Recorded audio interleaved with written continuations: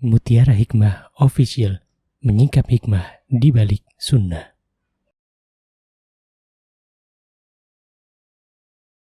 Salurkan donasi terbaik Anda untuk mendukung dakwah Mutiara Hikmah Official.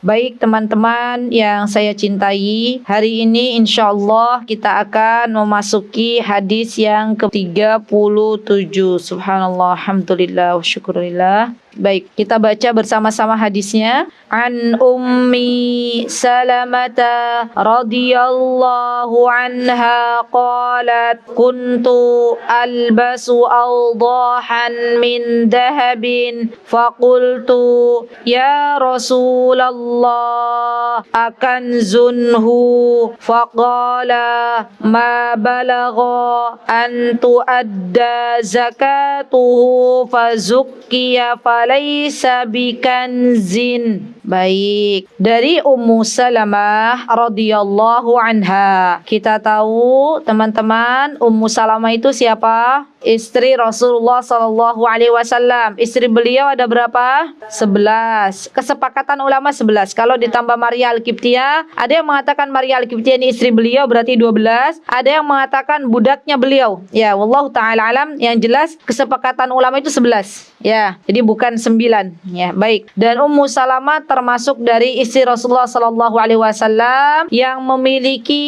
kelebihan. Ya, subhanallah. Semua istri beliau ada keunikannya masing-masing. Ummu Salamah termasuk wanita yang cerdas, termasuk wanita yang bijak, sehingga Rasulullah sallallahu alaihi wasallam saja ketika beliau pernah mengusulkan sebuah usulan di hadapan Rasulullah SAW, maka beliau terima usulan Ummu Salamah, dan itu menandakan Ummu Salamah ini cerdas. Ummu Salamah juga subhanallah wanita yang setia. Ya, setia kepada suaminya. Jadi sebenarnya Ummu Salamah itu cintanya ya, subhanallah, kepada suaminya itu begitu dalam. Ya, sebelum beliau menikah dengan Rasulullah SAW, beliau menikahi Abu Salamah, dan itu pun beliau sangat cinta sekali dengan Abu Salamah. Setelah Abu Salamah meninggal, beliau mengucapkan inna lillahi wa inna ilaihi raji'un, Allahumma ajirni fi musibati wa khuluf li khairan min. Itu doa ibu-ibu kalau ibu-ibu terkena musibah. Jadi terkena musibah apapun, bukan hanya ketika seseorang meninggal dunia, mengucapkan istirja. Doanya apa? Inna lillahi wa inna ilaihi raji'un. Ditambah lagi, Allahumma ajirni fi musibati wa khluf li khairan minhu atau minha, ya tergantung musibahnya. Apa artinya Allahumma ajirni, ya Allah berikanlah pahala kepadaku, fi musibati, dalam musibah ini, wa khulufli, dan gantilah untukku khairan min, yang lebih baik dari apa yang telah engkau ambil. Subhanallah, hari-hari ini subhanallah teman-teman, banyak sekali musibah. Ya, kita dengar terakhir di Jember itu ada gempa, ya kan? Di Lumajang ada gunung meletus, ya Semeru.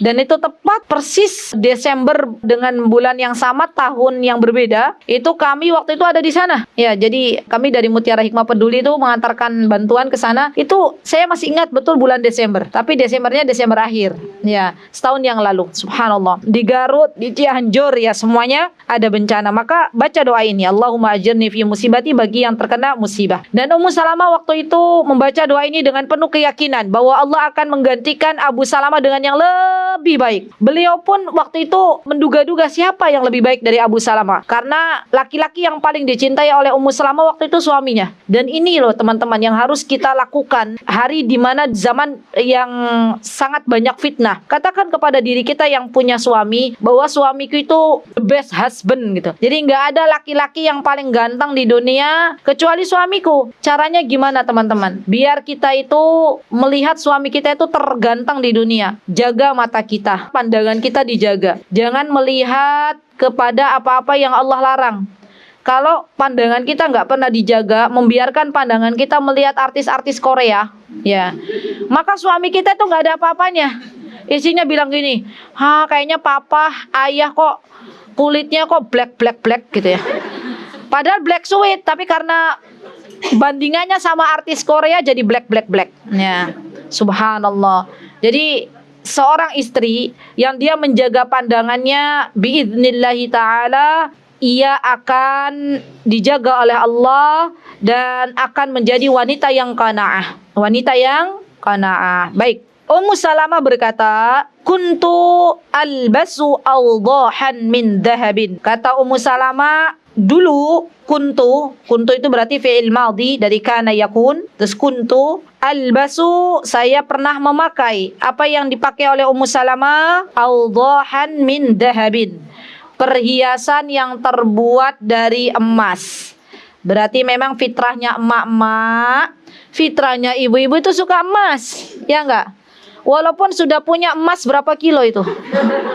Kan suaminya juga, subhanallah, emas bojo gitu ya. Nih, subhanallah. Tapi emas perhiasan itu mesti perempuan tuh fitrahnya suka. Tapi ustazah saya enggak suka emas-emas. Ya enggak apa-apa. Ya, tapi fitrahnya apa? Suka. Ibu-ibu di sini ada yang suka emas? Suka. Suka semua ya? Subhanallah. Semuanya suka. Kalau ada yang kasih ibu-ibu emas 1 kilo mau? Ya mau diapain ya, dipakai semua ya, berat ya, subhanallah. Baik. Nah, Ummu Salamah pakai perhiasan dari dahab, dari emas. Dahab itu emas ibu-ibu. Fakultu, subhanallah, beliau itu adalah seorang sahabiah, termasuk juga ummahatul muminin yang sangat takut dengan kehidupan akhirat. Ya, beliau bertanya kepada Rasulullah. Dan lihat teman-teman, seorang istri, ya, ketika bertanya kepada Rasulullah SAW bukan dengan memanggil namanya, bukan ya Muhammad, tapi beliau memuliakan Rasulullah dengan panggilan ya Rasulullah. Akan zunhu, ya Rasulullah, emas yang saya pakai itu apakah dia termasuk kanzun? Kanzun itu barang yang ditimbun, timbunan barang gitu loh, yang enggak dipakai itu, dan itu barang yang ditimbun gitu ya. Maka kata Rasulullah SAW, ma balagho an tuadda zakatu fazukkiya alai falaysa bikanzin. Jadi begini, kalau ibu-ibu kan emas itu ada 2 macam ya. Ada yang dipakai, ada yang nggak dipakai, gitu ya. Barang emas yang nggak dipakai itu termasuk aslinya termasuk barang timbunan. Tapi nggak jadi barang timbunan kalau diberikan zakatnya setiap tahun. Ya, ibu-ibu punya emas 84 gram misalnya. Wah, banyak apa sedikit tuh? Banyak ya. Dan itu haulnya, kalau untuk zakat emas itu kan, kalau untuk zakat mal, namanya zakat mal. Zakat kan ada 2. Ada zakat fitrah, ada zakat mal. Ada zakat fitrah itu yang ibu-ibu keluarkan setiap tahun 1 kali dengan beras, kurang lebih ada yang mengatakan 3 kilo, ada yang mengatakan 2,5 kilo ya. Dan zakat mal itu syaratnya 2. Dia mencapai nisab dan ada haul. Ya, terlalu cepat enggak saya, Bu? Nisab itu batasan hartanya. Seperti emas misalnya. Ibu-ibu punya 84 gram emas. Enggak dipakai, ya ditimbun aja, ditaruh gitu ya, disimpan di deposit apa? Box deposit apa ibu-ibu kalau nyimpan? Deposit box kan? Apa brankas ya rapopo? Atau brankas atau ditimbun di tanah ya terserah ya. Nah, 84 itu sudah 84 gram. Atau ibu-ibu sudah punya bahkan sampai 200 gram misalnya. Maka itu harus dizakati kalau sudah haulnya sampai 1 tahun. Ya. Tapi, ada tapinya. Ibu-ibu punya emas 84 gram dipakai semua. Iya. Kalungnya nggak satu, banyak rembel gitu ya. Cincinnya 10 semua dipakai. Oh, ada loh. Bener. Saya tuh pernah nemu ibu-ibu waktu jamaah umroh. Mohon maaf kalau ada yang dari Sulawesi. Jadi dari Sulawesi ibu ini. Tapi nggak semua orang Sulawesi begini. Enggak semua. Jadi subhanallah, ini tangan 5 ini jarinya dicincinin semua. Ya, subhanallah. Ada memang. Saya lupa, nggak lihat tangan sebelahnya. Wallahu taala alam. Ya. Jadi waktu itu saya bersalaman kan, assalamualaikum ibu, dari mana, kan biasa, walaupun beda travel ya tetap kita menyapa. Saya kaget, ya Allah, ya gitu ya. Ini tangan semua jari dikasih cincin gitu ya. Terus dari mana ibu? Kan misalnya dari Sulawesi gitu. Oh, Sulawesi ya. Tapi ya wallahu taala. Itu ditambah misalnya ibu-ibu karena belum 84 gram cincin kan misalnya 3 graman ya. Kalau 10 berarti 30 ya toh. Ditambah gelangnya keroncongan. Ditambah antingnya gede gitu ya, besar. Ditambah kalung, pokoknya jumlah jumlah yang dipakai itu 84 gram. Itu apakah perlu dizakati? Tidak. Insya Allah ya. Berat tapi kasihan ya. Belum kalau mau mandi dilepasin semua ribet ya. Subhanallah. Tapi ada memang yang begitu ya, enggak apa-apa ya. Baik. Jadi teman-teman, subhanallah, hati-hati bagi teman-teman yang punya perhiasan ya. Kalau punya perhiasan ditimbun gak dipakai itu perlu dizakati. Dan sesungguhnya zakat itu tujuan utamanya membersihkan harta itu sendiri. Subhanallah, subhanallah. Subhanallah teman-teman, di Islam itu subhanallah itu ringan sekali zakatnya. Teman-teman punya berapa? Zakatnya hanya 2,5%. Mohon maaf, bahkan lebih ringan dari pajak itu sendiri, ya kan? Kalau semua umat Islam telah sadar dengan kewajiban membayar zakat, ya subhanallah, maka insya Allah semua umat Islam ini sejahtera, ya.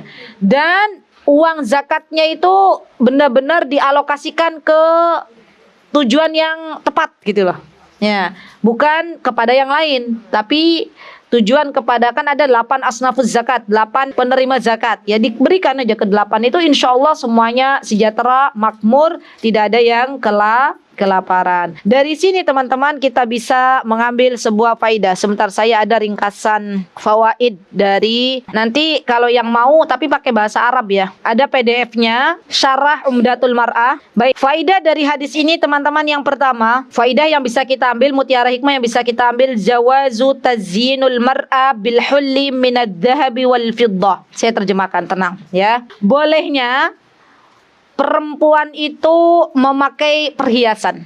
Jadi boleh memakai perhiasan baik dari emas maupun dari perak. Oh iya, saya jadi ingat, ibu-ibu hati-hati. Kemarin waktu saya mendapatkan jadwal mengisi kajian di Hartono Mall di Masjid Pakuwon itu, tapi saya limpahkan ke suami karena kan itu temanya tentang nafkah ya, nafkah, kewajiban nafkah untuk suami yang diberikan kepada istri. Jadi kan tidak pas. Adabul Mufrad, kitab Adab Mufrad yang mengadakan KUY, Kajian Umat Yogyakarta, setiap hari Kamis. Saya biasanya gantian, hari ini saya di sini, di sana ada Ustadz Ami. Terus gantian ya, per 2 pekan sekali. Waktu itu ada akhwat tiba-tiba datang ke saya setelah kajian selesai itu, terus datang ke saya, Ustazah saya mau tanya. Beliau bawa buku kecil, bukunya. Beliau tanya, Ustazah, ini hadis ada Ustazah. Saya baca hadisnya juga. Di situ hadisnya itu ada larangan untuk perempuan memakai emas. Ya. Terus saya bilang, Mbak, ini hadisnya apa ya? Apakah dia sahih, levelnya, derajatnya, apakah dia hasan atau dhaif? Tidak ada keterangan di situ. Jadi sebenarnya kalau kita mau rujuk ke hadis ini ya teman-teman, perempuan tuh boleh memakai perhiasan. Boleh memakai perhiasan baik yang terbuat dari emas yaitu dhahab atau fiddah. Fiddah itu perak. Jadi teman-teman, Ustazah saya nggak mampu kalau beli emas kemahalan, ya wis beli perak. Perak segramnya berapa toh? 19.000 ya? Berapa? 30 udah naik ya, Masya Allah. Saya tahu terakhir tuh 19.000, Soalnya. Jadi perak ikut naik ya. Teman-teman punya 30.000 uang, beli perak segram ya, atau disodakokan lebih baik ya, Masya Allah. Baik. Kemudian yang kedua, annad dahab alladhi yazka la ya'ud kanzan.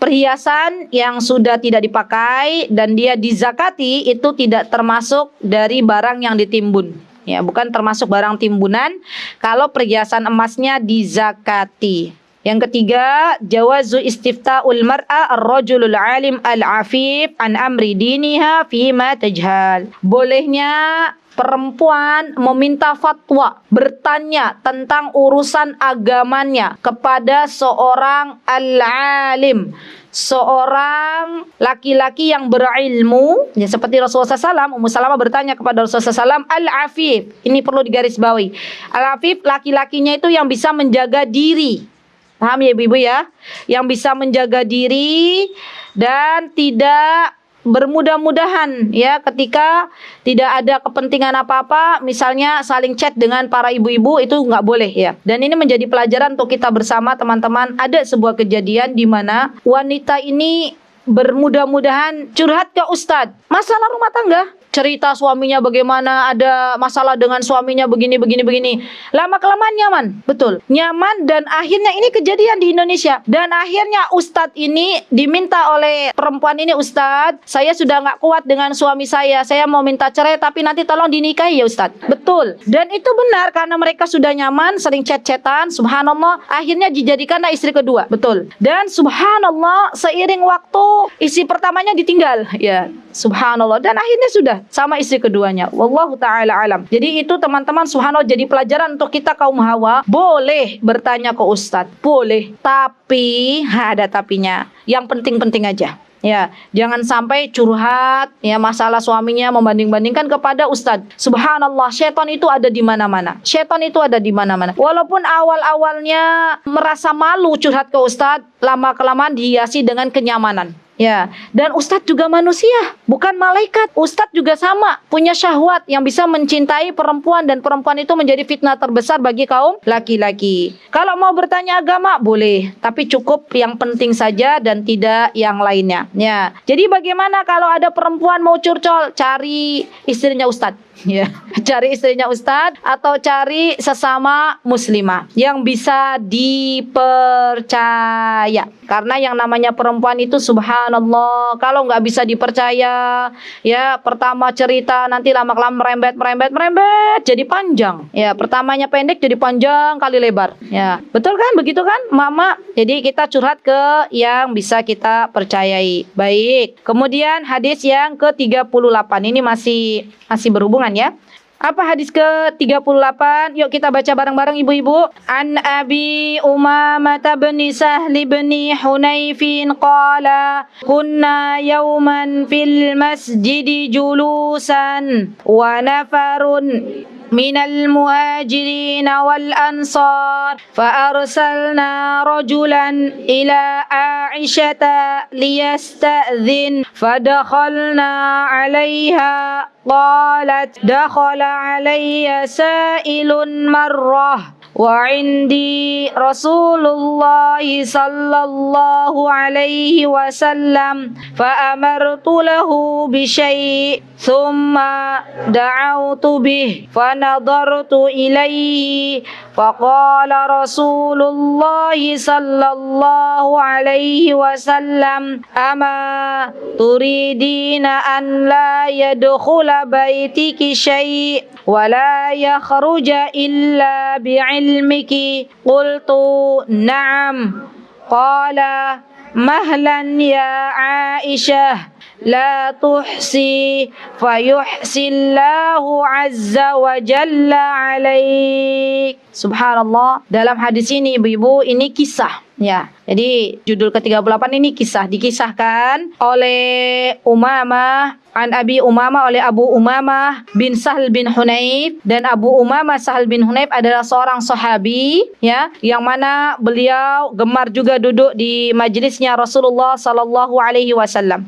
Apa kata beliau? Kunna yauman fil masjidi julusan. Beliau mulai bercerita. Dulu kami itu duduk di masjid bersama para sahabat. Sahabat dari mana? Minal muhajirin wal ansar. Dari golongan orang-orang muhajirin dan orang-orang ansar. Ibu-ibu tahu siapa muhajirin? Muhajirin itu orang-orang yang asalnya dari Makkah ikut berhijrah bersama Rasulullah sallallahu alaihi wasallam ke kota Madinah. Disebutnya muhajir. Kalau banyak jadinya muhajirin. Ya, kalau satu muhajir. Ya. Al-Ansar, siapakah mereka Al-Ansar? Siapa ibu-ibu Al-Ansar? Para sahabat Rasulullah SAW yang tinggal di kota Madinah, atau dulu sebelum Rasulullah SAW berhijrah namanya Yasrib, dan mereka menyambut kedatangan orang-orang muhajirin. Inilah yang disebut dengan Ansar. Dan Rasulullah SAW mempersaudarakan, subhanallah, ini ukhuwah Islamiyah ya ibu-ibu, mempersaudarakan antara orang-orang muhajirin dan orang Ansar ya. Dan itulah bukti kecintaan Rasulullah SAW terhadap umatnya. Jadi Rasulullah SAW itu luar biasa. Beliau bahkan mempersaudarakan, dipilih oleh Rasulullah SAW, misalnya Abdurrahman bin Auf dipersaudarakan dengan orang Ansar. Jadi Semua orang-orang muhajirin tuh dipersaudarakan oleh Rasulullah SAW per orang gitu loh. Nih kamu wahai orang muhajirin nanti dipersaudarakan sama misalnya Abu Ayyub Al-Ansari. Nih orang muhajirin siapa? Abu Bakar dipersaudarakan dengan orang Ansor. Dan subhanallah ibu-ibu, dua-duanya mulia. Orang Ansor, orang muhajirin dua-duanya mulia. Buktinya apa? Orang Ansor mampu mereka mengorbankan harta, bahkan jiwa, istrinya, semuanya untuk orang-orang muhajirin. Subhanallah. Dan orang muhajirin ini bukan aji mumpungan, mumpung ada yang nolong gitu ya. Bukan. Tapi orang muhajirin ini punya izzah. Apa itu izzah? Punya kemuliaan, punya martabat. Ketika ditawari oleh orang-orang Ansor, silakan. Kalau mau istriku, saya punya istri lebih dari satu. Kalau mau pilih yang mana saya ceraikan dan saya berikan untukmu. Saya punya rumah lebih dari satu. Silakan ambil rumah untukmu. Kalau kita yang hidup sekarang, Bu, ditawari seperti itu ada bahasa aji mumpung nggak? Ada ya? Wah, mumpung ditawari ya. Tapi orang-orang muhajirin tidak. Orang-orang muhajirin mencukupkan diri mereka dengan Allah. Bahkan Abdurrahman bin Auf mengatakan, mana pasar? Biar saya bisnis dulu aja lewat pasar. Ya subhanallah. Dan inilah ibu-ibu yang harus kita lakukan ketika ada kawan-kawan kita yang baru berhijrah. Ketika ada kawan-kawan kita yang baru pengen mengenal Islam seperti apa. Demi Allah jangan ibu-ibu jauhi, dekati ya. Walaupun mungkin awalnya teman kita itu ketika awal berhijrah belum memakai gamis seperti ibu-ibu. Yang namanya awal berhijrah, saya katakan subhanallah, benar. Coba ibu-ibu awal hijrah itu langsung pakai gamis rapet atau pakai celana kulot dulu. Mungkin kan pernah kan pakai celana kulot dulu bertahap gitu loh. Nah, kalau misalnya ada orang seperti itu baru datang, subhanallah, jangan pincingkan mata kita, lihat dari atas sampai bawah. Twing gitu. Maka nanti orang ini nggak mau datang lagi. Karena biasanya kesan pertama itu begitu menggoda ya. Kan wah, misalnya ada orang baru hijrah. Oh, di teras Quran itu subhanallah ada kajian misalnya. Datang ke sini, tapi ya mohon maaf kerudungnya masih kecil misalnya, masih pakai kemeja, masih pakai celana kulot, datang itik-itik sendiri. Ibu-ibu yang di depan harus menyambutnya dengan antusias. Masya Allah, alhamdulillah, sini mbak, sini bu, namanya siapa, dari mana? Silahkan duduk. Tadi saya diberitahu oleh Ustazah Ummu Afghani, katanya ada dari Sedayu, dari Kulon Progo. Subhanallah, jauh sekali ya, Masya Allah. Semoga Allah balas dengan limpahan pahala, semoga Allah berikan surga Firdaus tertinggi. Amin, Allahumma amin. Jadi disambut teman-teman, sebagaimana sambutan orang Ansar kepada orang-orang muhajirin. Kita cuman cukup modal senyuman, ya kan? Sapaan yang baik itu sudah menyentuh hatinya.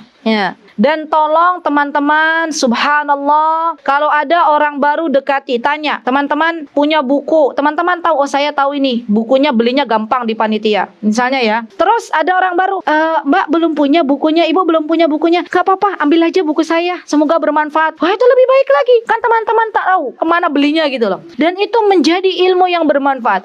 Suatu hari kelak teman-teman gak berangkat kajian, buku ini dipakai oleh ibu yang tadi awalan datang itu, yang pertama datang, dia akhirnya besoknya karena terkesima dengan ummahat atau ibu-ibu akhwat yang ada di sini, dia datang lagi. Ya, datang lagi ngaji. Ibu-ibu qadarullah sakit misalnya yang tadi memberikan, dapat pahalanya, dapat pahala kajian, dapat pahala baca kitab. Subhanallah. Itu loh yang saya itu kadang mohon dengan sangat kalau ada yang baru disapa. Saya itu pernah ibu-ibu dalam sebuah pengajian, ada satu orang yang nggak pakai kerudung dan itu kajiannya di masjid. Ya, nggak pakai kerudung, ibunya pakai baju awal-awal tuh carang ya. Dan saya waktu itu setelah kajian saya berusaha menyapanya, assalamualaikum ibu, dari mana ya, saya tanya. Masya Allah, keesokan pertemuannya datang lagi, beliau datang lagi, Masya Allah. Dan itu nggak usah kita bilang, bu, syarat dan ketentuan berlaku ya.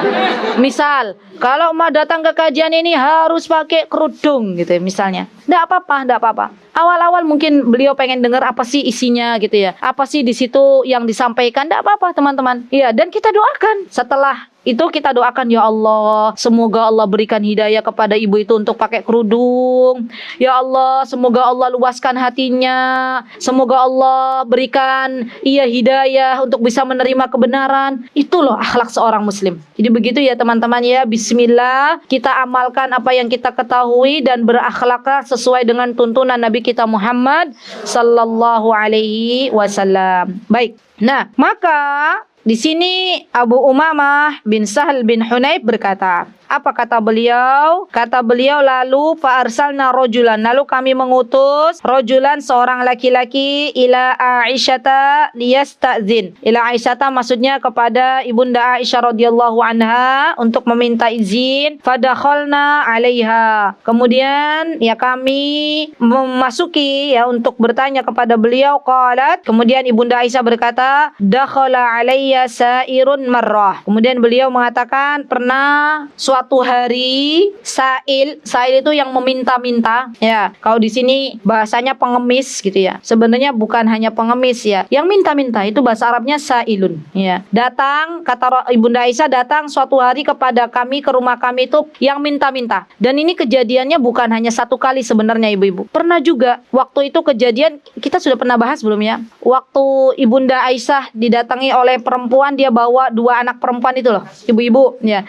Terus dari dalam tuh cuman ada 1 kurma tok ya. Ya sudah diberikan oleh ibunda Aisyah, subhanallah. Dan beliau berkata, pernah suatu hari datang sa'ilun, seorang yang meminta-minta, wa indi Rasulullah sallallahu alaihi wasallam, dan waktu itu Rasulullah ada bersama saya. Fa amartu lahu bisyai' ya, maka beliau menyuruh saya untuk memberi ya, untuk memberikan sesuatu kepada yang minta-minta. Ibu-ibu, coba sekarang kita baca wadduha, semuanya baca ta'awud terlebih dahulu. Nanti saya akan sarikan dari wadduha itu. A'udzu billahi minasyaitonir rajim. Bismillahirrahmanirrahim. Wadduha wal laili idza saja. Ma wadda'aka rabbuka wa ma qala walal akhiratu khairul laka minal ula wala sawfa yu'tika rabbuka fatarda alam yajidka yatima fa'awa wa wajadaka dhallan fahada wa wajadaka 'ailan fa'aghna fa ammal yatima fala taqhar wa ammas cukup karena ini sudah dibaca tadi. Apa yang Allah perintahkan dalam surah Ad-Duha, ibu-ibu? Wa ammas-sa'ila fala tanhar. Kalau ada yang minta-minta ke rumah kita, jangan kita hardik, jangan kita usir. Kalau ada orang datang ke rumah kita, ibu-ibu, minta sesuatu, langsung ibu-ibu otomatis bilang, alhamdulillah. Kenapa kok saya katakan alhamdulillah? Alhamdulillah Allah telah datangkan orang tersebut ke rumah kita tanpa kita capek-capek nyari orang. Ya, nyari orang untuk kita bersedekah. Subhanallah. Dan ketahuilah ibu, bahwa orang tersebut Allah datangkan untuk membawa harta kita yang sesungguhnya ke akhirat. Harta kita sekarang yang kita makan sudah tidak tersisa. Yang kita belikan baju sudah akan kita tinggalkan kalau kita meninggal dunia. Hanya kain kafan yang melekat di dalam tubuh kita. Dan harta sesungguhnya adalah harta yang kita berikan kepada orang yang meminta-minta. Bahkan kalau bisa, ibu-ibu berikan di sini, subhanallah, berikan yang terbaik, berikan yang terbaik. Apa kata Rasulullah sallallahu alaihi wasallam? Kata beliau, "Fa nadartu ilaihi." Faqala Rasulullah sallallahu alaihi wasallam. Rasulullah SAW berkata kepada beliau, ya, kepada ibunda Aisyah. Apa kata beliau? "Amma turidina an la yadkhula baitika syai' fala yakhruj illa bi'ilmik." Ada nanti di hadis yang 39 tuh, kita berikan sedekah tuh harta yang terbaik. Dan teman-teman, subhanallah, orang yang meminta-minta datang ke rumah kita itu adalah kasih sayang Allah. Itu adalah kasih sayang Allah. Berikan yang terbaik. Teman-teman punya beras, berikan dia beras. Tanya kepada ibunya, ibu butuh apa? Kalau ibunya bilang saya butuh uang untuk anak saya sekolah, kasih uang. Kalau teman-teman punya, ya. Kalau misalnya ibunya butuh apa, saya butuh pakaian untuk anak-anak dan untuk saya, pilihkan gamis terbaik, kasih. Ya. Karena itu loh yang akan dibawa. Bahkan subhanallah, di akhirat nanti teman-teman, orang-orang ketika tahu betapa besarnya pahala sedekah, mereka akan meminta kepada Allah, ya Allah, kenapa dulu saya kasih bajunya yang A, baju yang A, padahal ada yang lebih baik dari baju A itu, yaitu baju B. Kenapa saya nggak kasih baju yang B? Itu orang akan menyesal. Ya. Tapi penyesalan itu sudah dia tidak lagi bisa merubah kehidupannya untuk kembali ke dunia. Maka dari itu sekali lagi saya ajak terutama diri saya, karena semua nasihat yang saya tunjukkan kepada ibu-ibu, saya nasihatkan dulu kepada diri saya, dan tidaklah saya mengatakan ini kecuali saya sayang kepada ibu-ibu, karena kita tahu apa kata Rasulullah SAW. Kata beliau, saya diperlihatkan penduduk neraka dan mayoritas penduduk neraka itu wanita. Kita ya. Kemudian Rasulullah SAW menyuruh kita untuk bersedekah. Tasaddaqna, bersedekahlah. Ya. Waktu itu Bilal langsung menggelar surbannya, ya, dan kaum wanita dari kalangan sahabiah melemparkan harta yang terbaiknya ke surbannya Bilal. Subhanallah, Allahu Akbar. Dan inilah harta terbaik kita yang akan kita sedekahkan. Itulah harta kita sesungguhnya. Jadi teman-teman, itu yang bisa teman-teman lakukan. Atau bisa begini, kan sekarang itu sedekah itu nggak harus ada yang datang baru kita kasih ya. Bisa teman-teman kayak sekarang punya m-banking. Kalau yang punya ya, bisa setiap hari misalnya transfer kemana, dah harus banyak. Yang penting istiqomah. Saya itu diberitahu oleh admin dari Mutiara Hikmah, itu ada ibu-ibu, subhanallah, kan biasanya ada tuh laporan gitu ya, bukti transfer. Terus ibu itu bilang, "Mas, saya mau transfer sehari 5.000. Tapi nanti kalau terus setiap hari share bukti transfer kan kasihan gitu loh. Jadi per pekan aja ya mengirimkan bukti transfernya, enggak apa-apa." Ya, 5.000 teman-teman. Coba 5.000 tuh untuk beli bakso aja nggak bisa kan sekarang? Ya mungkin beli cilok bisa lah ya. Ya, itu beliau istiqomahkan setiap hari. Subhanallah. Jadi yang namanya sedekah itu ibu-ibu, kalau bisa besar ya besar, monggo. Ya, kalau nggak bisa besar ya ndak apa-apa. Ya, semampunya, silakan. Dan itu harta yang sesungguhnya, harta kita yang sesungguhnya. Kalau bisa lagi cari, kalau bisa ya teman-teman, kalau misalnya nggak ada m-banking, ya nggak semuanya ibu-ibu, saya yakin di sini tuh semua punya m-banking nggak? Apa yang mesti dilakukan? Bikin kotak, ya, bikin kotakan di rumah, itu akan menyemangati diri kita untuk bersedekah. Terus kotakan itu boleh teman-teman, mau kotakan dari kardus, mau dari kayu, boleh digembok, ya, digembok biar nggak cepet dibuka. Terus ditulis di atasnya, hartamu sesungguhnya atau hartaku sesungguhnya. Itu nanti teman-teman masukkan, ya terserah, mau setiap hari boleh, alhamdulillah afdal lebih baik, atau sehari bisa berapa kali boleh, silakan. Ya, dan itu memotivasi kita untuk gemar bersedekah. Subhanallah. Baik. Nah teman-teman, kalau misalnya teman-teman nggak punya uang, apa yang termasuk dari sedekah di dalam Islam? Ini juga kita pelajari. Apa kata Rasulullah SAW? Was-salatu nurun, was-sadaqatu burhanun, was-sabru diyaun, wal-Qur'anu hujjatun laka aw alaika. Rasulullah memberitahu kepada kita teman-teman bahwa sedekah itu adalah bukti keimanan kita. Wanita muslimah kalau dia beriman maka dia keluarkan hartanya. Ya subhanallah. Bahkan Allah itu akan memelihara sedekah, ya, seperti Allah memberikan perumpamaan seseorang menanam biji. Yuk kita baca surah Al-Baqarah ayat 261. Baca. Ini yang menyemangati kita untuk berinfak. Sampun, yuk dibaca bareng-bareng. A'udzu billahi minasyaitonir rajim. Bismillahirrahmanirrahim. Boleh baca bismillah, boleh tidak? Ya, karena ini bukan di awal surah. Baik. Matsalul ladzina yunfiquna amwalahum fi sabilillah kamatsali habbatin ambatat sab'a sanabila fi kulli sumbulatin mi'atu habbah. Wallahu yudha'ifu liman yasha' wallahu wasi'un alim. Subhanallah. Ayat ini ibu-ibu adalah sebuah ayat yang Allah Subhanahu wa taala mengumpamakan. Apa kata Allah Subhanahu wa taala? Masalul ladzina yunfiquna amwalahum. Orang-orang yang menginfakkan hartanya di jalan Allah fi sabilillah kamatsali habbah. Seperti orang ini menanam apa? Habbah. Habbah itu biji. Ya, biji, orang nanam biji, sebutir benih, ambatat sab'a sanabil. Dan dari sebutir benih ini Allah tumbuhkan 7 bulir. Ya, subhanallah. Kalau padi itu kan biasanya dari satu terus tumbuh ya, banyak ya.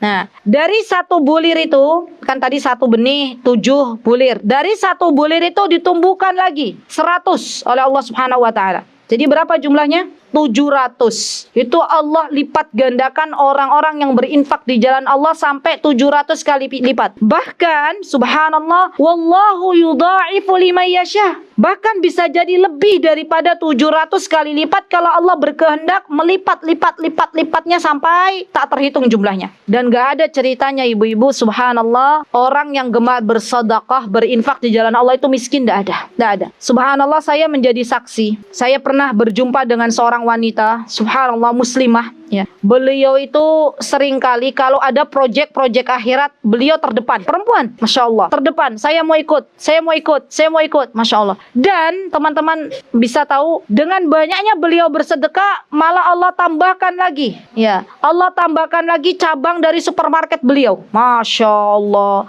Tidak Allah rugikan, tidak Allah miskinkan, tapi Allah tambah lagi, Allah tambah lagi. Keimanan kita itu loh, kadang yang nggak yakin seyakin-yakinnya, ya kan? Syaitonir rojim itu loh, yang mengganggu kita, menakut-nakuti kita kalau sedekah itu berkurang harta kita. Siapa yang menjadikan kita akhirnya batal, mengcancel sedekah kita? Syaitan. Nanti besok makan apa? Nanti gimana anakmu setahun lagi mau masuk SD? Subhanallah. Ya, bisa jadi anak kita setahun lagi mau masuk SD, kita sudah nggak ada di dunia. Dan harta kita yang sesungguhnya adalah yang kita bawa untuk infak. Yang kita kumpulkan mau jadi warisan, ya kan? Warisan untuk anak-anak kita. Maka saya ajak diri saya dan teman-teman, kalau ada godaan syaitan, a'udzubillahi minasyaitonirrajim, kita baca a'udzubillahi minasyaitonirrajim, gitu ya, baca. Dan kita benar-benar azamkan, ya Allah, saya pengen menginfakkan ini hartaku sesungguhnya. Bahkan seharusnya orang yang hitung-hitungan dengan harta itu dia harusnya bukan pelit, ya, tapi malah tambah loman. Kenapa? Karena dia kan maunya hartanya dibawa semua, ya, nggak ada yang tersisa di dunia, ya. Tapi nggak boleh juga kita bawa semua sehingga anak-anak kita hanya hidup kelaparan,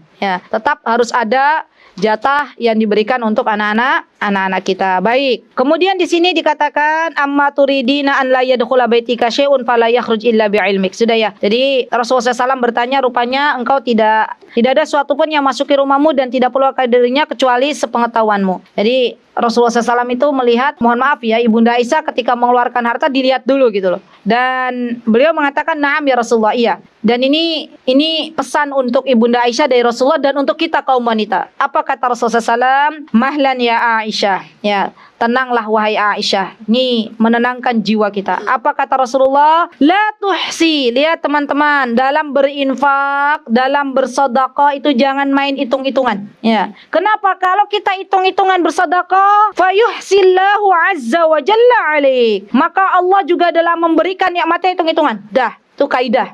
Sekarang kita tahu, kita bisa bernafas setiap hari. Kalau dihitung dengan oksigen tuh berapa harganya teman-teman? Lebih dari 1 juta, bahkan mungkin kita nggak bisa menghitungnya. Mata yang sekarang kita bisa melihat, itu kalau dihitung dengan uang, ya dengan cuan, ya itu subhanallah, besar sekali nikmat. Baru nikmat mata, nikmat penciuman, nikmat sehat, nikmat kaki. Ada saudara-saudara kita yang saat ini kakinya kaki palsu, kita diberikan kaki untuk bisa berjalan. Nikmat bisa menulis, nikmat bisa memasukkan baju ke badan, itu juga nikmat. Karena saya pernah dengar ada seorang wanita yang dia diberikan sakit oleh Allah, tangannya nggak bisa masukkan baju ke badan, suaminya yang memasukkan bajunya. Subhanallah. Dan ini nikmat. Bisa menguap, itu juga nikmat. Bersin, itu nikmat. Coba kalau dihitung-hitung nikmat Allah dibandingkan dengan sedekah kita, nggak ada apa-apanya, ya. Jadi biar kita itu semangat teman-teman, katakan bahwa infak kita di jalan Allah itu kita yang butuh. Allah itu tidak butuh dengan infak kita. Seberapa besar infak kita, ya, yang kita keluarkan di jalan Allah itu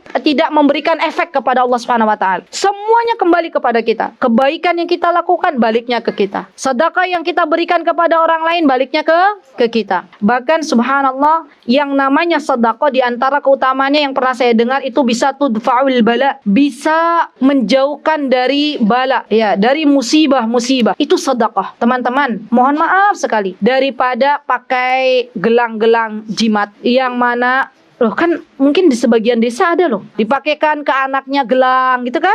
Tujuannya apa? Benora kena sawan gitu ya. Daripada begitu mending orang tuanya banyak-banyak sedekah. Dijauhkan oleh Allah musibah, dijauhkan oleh Allah hal-hal yang buruk, ya. Bahkan sedekah itu teman-teman subhanallah bisa menjadi obat bagi yang sakit.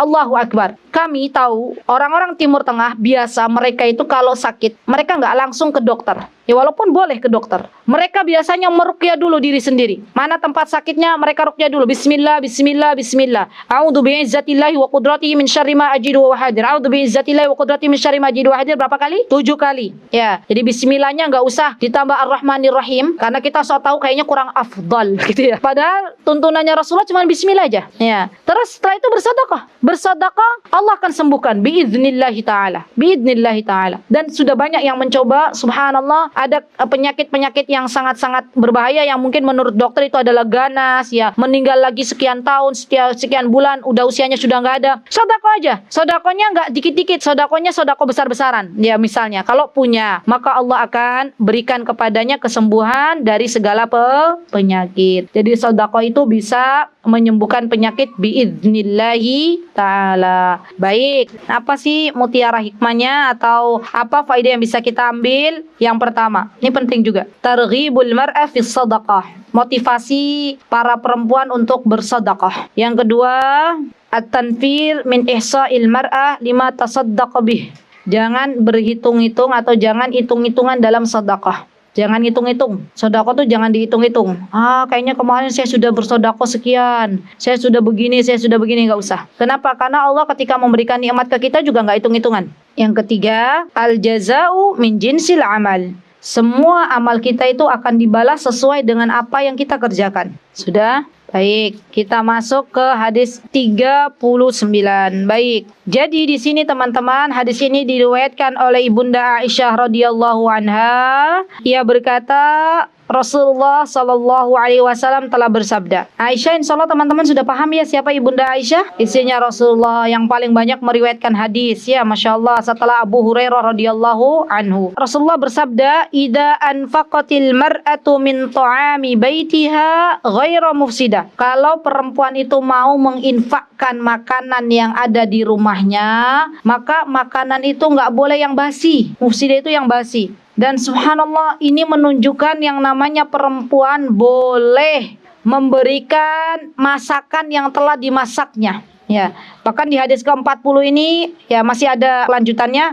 Hadis ke-40 ini apa kata Abu Hurairah? Ya nisaul muslimat la tahkiranna jaratun li jaratiha walau firsin nasyat. Lihat, apa kata Rasulullah SAW, wahai kaum muslimat, jangan kau remehkan memberikan makan kepada tetanggamu, walaupun itu bersedekah hanya kuku-kuku kambing. Jadi subhanallah, ini menunjukkan bahwa bolehnya seorang wanita mensedekahkan makanan yang telah dimasaknya untuk tetangganya, untuk orang lain. Tapi berikan makanan yang terbaik. Jangan yang sudah basi dikasih ke orang lain. Ya, dalam hal memberikan itu ada kaidah sebenarnya. Dan bukan hanya dalam memberikan, apapun itu. Apa yang kita suka, maka orang lain pun suka. Apa yang kita tidak suka, maka orang lain pun tidak suka. Sudah itu. Baik itu dalam ucapan kita, dalam tindak tanduk kita, dalam sedekah kita, pegang itu, insya Allah biidnillahi ta'ala kita dicintai oleh Allah dan dicintai oleh makhluknya Allah subhanahu wa ta'ala. Ya Masya Allah. Baik. Kana laha ajruha bima anfaqat. Wanita-wanita yang memberikan kepada tetangganya, kepada orang lain makanan atau masakan yang dimasaknya, maka dia mendapatkan pahalanya. Wali zaujiha ajruhu bima kasab. Dan suaminya juga dapat pahala karena suaminya yang mencari nafkah. Subhanallah ya. Jadi suami itu keren banget ya. Laki-laki itu apa kata Allah Subhanahu wa taala? Mereka itu faddala, diutamakan oleh Allah Subhanahu wa taala, lebih utama dari kaum perempuan. Dari segi apa?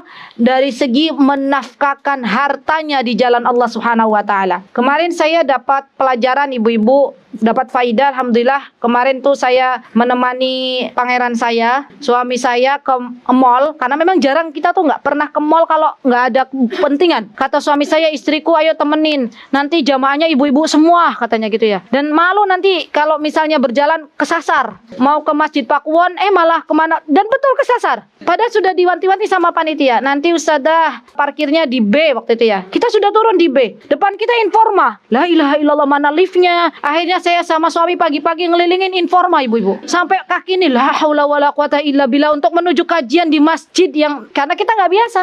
Harus muter-muter dulu la haula wala quwata illa billah. Intinya alhamdulillah kita sampailah di situ dan saya dapat faidah pelajaran di situ. Subhanallah. Apa kata beliau? Beliau sampaikan, di antara nafkah seorang suami, ini penting juga, yang dia harus berikan itu kepada istrinya, ya, kepada istrinya, kepada anak-anaknya, kepada ibu kandungnya. Jadi ibu kandungnya, ibu mertua kita itu teman-teman, kalau sudah nggak ada yang menafkahi, suaminya sudah meninggal misalnya, maka menjadi tanggung jawab suami kita. Jadilah menantu-menantu yang baik, ya. Karena kalau kita jadi menantu yang baik, insya Allah nggak ada yang namanya pertengkaran antara mertua dan menantu. Kita katakan kepada suami kita dan nggak usah cemburu. Ketika suami kita ternyata ada pos-posnya gitu loh. Yang penting sama-sama tahu gitu loh. Jangan ada yang tersembunyi di antara kita gitu ya. Bilang aja ke suaminya, Beb, sayangku gitu.